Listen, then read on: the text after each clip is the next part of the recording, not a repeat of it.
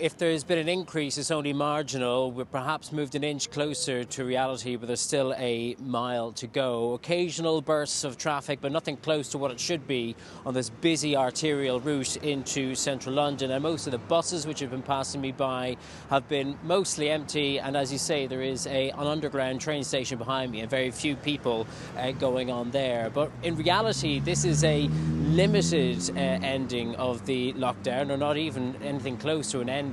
The message remains to anyone who can work from home that they should work from home, and only those people who cannot work from home and whose workplaces are actually open should consider going to work, albeit with the usual safety precautions such as social distancing. That's primarily people who work in factories, people who work in shops or perhaps on building sites, but essential shops remain closed for the time being. And there is some criticism of the government's move that it is those people who are in the lowest paid professions who have to turn up to go to work who are being asked to take the greatest risk.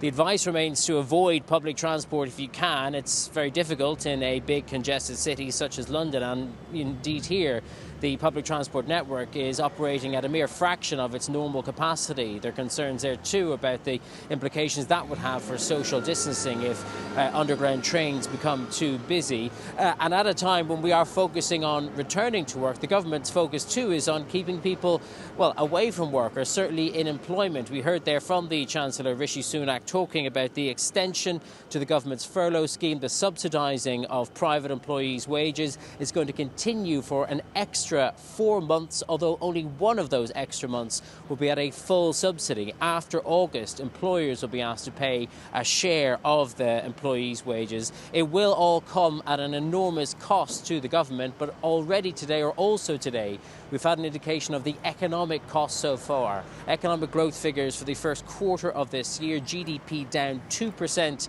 here in the UK, down 6% in the month of March alone. It's not as bad as many as had actually feared, but of course it is too early to quantify this, so the overall cost of this pandemic. And the Chancellor Rishi Sunak admitted today for the first time that the UK is very likely to be facing into a significant recession.